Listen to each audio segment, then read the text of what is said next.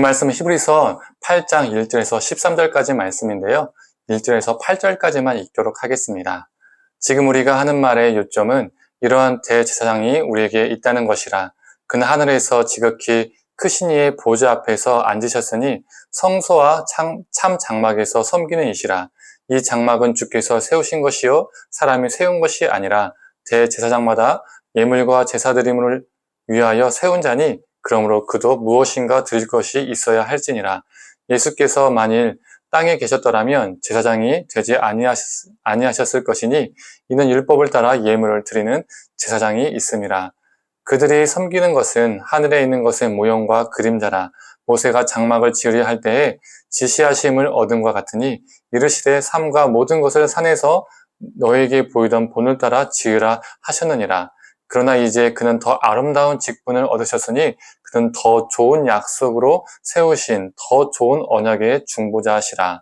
저 첫 언약이 무음하였더라면 둘째 것을 요구할 일이 없었으려니와 그들의 잘못을 지적하여 말씀하시되 주께서 이르시되 볼지어다 날이 이르리니 내가 이스라엘 집과 유다 집과 더불어 새 언약을 맺으리라. 아멘. 아침 묵상을 들으시는 모든 성도님들에게 이 히브리서 말씀을 통해서 하나님의 은혜가 있기를 간절히 소망합니다. 히브리계 그리스도인들이 유대교로 돌아가려는 상황에 직면해 있었다고 언급을 여러 번 해드렸습니다. 즉, 옛 언약으로 돌아가려는 유혹에 직면해 있었던 것이죠. 이런 상황 속에서 저자는 새 언약이 왜 중요한지를 설명하려고 합니다. 먼저 성전에 관한 이야기를 합니다. 땅의 성전과 하늘의 성전을 비교합니다. 왜 저자는 성전을 언급하고 있습니까? 히브리 기독교인들이 유대교로 회귀한다면 예루살렘 성전에서 제사를 다시 드리기 때문이죠. 땅의 성전은 사람들에 의해서 세워진 성소입니다. 그러나 하늘의 성전, 하늘의 성소는 주님에 의해서 세워진 성소이죠. 땅의 성전은 사람들에 의해서 세워졌기 때문에 무너지고 파괴될 수 있습니다. 그래서 바벨론에 의해서 주전 586년에 한 번 파괴된 적이 있었습니다. 그리고 다시 세워진 성전도 AD 70년에 로마에 의해서 다시 한번 파괴되었었죠. 그러나 하늘의 성전은 결코 무너지지 않습니다. 또한 성전에서 인간 제사장이 행하는 모든 사역은 하늘의 모형과 그림자임을 선언합니다. 즉, 땅의 성소, 땅에서 행해지는 모든 제사 제도는 실체가 아니라 하늘 성소의 모형과 그림자라는 것이죠. 모형과 그림자는 실체가 등장했을 때 과감하게 버려야 하는 것들입니다. 실체를 붙잡지 않고 모형과 그림자를 붙잡는 것은요, 어리석은 겁니다. 그 실체가 누구이십니까? 바로 우리 주 예수 그리스도입니다. 6절을 보면 이를 저자는요, 이렇게 표현합니다. 더 아름다운 직분, 더 좋은 약속, 더 좋은 언약이라고 표현을 합니다. 더 아름답고 더 좋은 것을 버리고 덜 아름답고 덜 좋은 것을 선택하는 것은 어리석은 행동입니다. 그래서 저자는 수신자들에게 어리석게 눈에 보이는 땅의 성전으로 회귀하는 것이 아니라 실체, 본질, 하늘의 성소를 붙들어야 한다는 것을 말하고 있습니다. 그리고 7절부터 저자는 옛 언약과 새 언약을 비교하고 있습니다. 하나님이 이스라엘 백성에게 시내 산에서 맺으신 시내산 언약, 즉 옛 언약은 흠이 있다는 겁니다. 이 시내산 언약 자체에 흠이 있다는 의미가 아닙니다. 하나님이 애초부터 흠 있는 언약을 만들어서 이스라엘에게 주셨다는 게 아닙니다. 하나님만을 믿겠다라고 다짐하며 이 시내산 언약을 체결했지만 이스라엘이 이 언약에 순종하지 않아서 충실하지 않아서 스스로 그들이 이 언약을 파기했다는 것입니다. 언약, 즉 약속이라는 것은요, 지키지 않으면 어떻게 됩니까? 효력이 상실됩니다. 파기가 됩니다.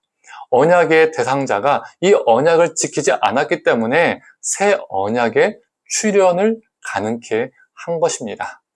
이 새 언약은 옛 언약과 질적으로 다릅니다. 옛 언약은 돌판에 새겨져 있지만 새 언약은 다른 곳에 새겨져 있습니다. 10절의 말씀입니다. 또 주께서 이르시되 그날 후에 내가 이스라엘 집과 맺을 언약은 이것이니 내 법을 그들의 생각에 두고 그들의 마음에 이것을 기록하리라. 나는 그들에게 하나님이 되고 그들은 내게 백성이 되리라.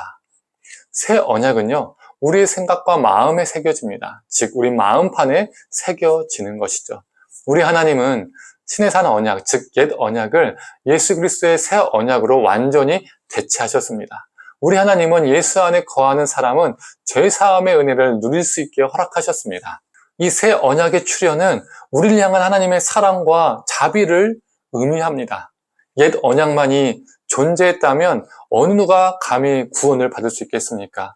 우리를 대신해서 죄를 감당하시고 죽으신 이 예수 그리스도의 은혜가 없었다면, 이 새 언약이 없었다면 우리는 살 수 없는 존재입니다.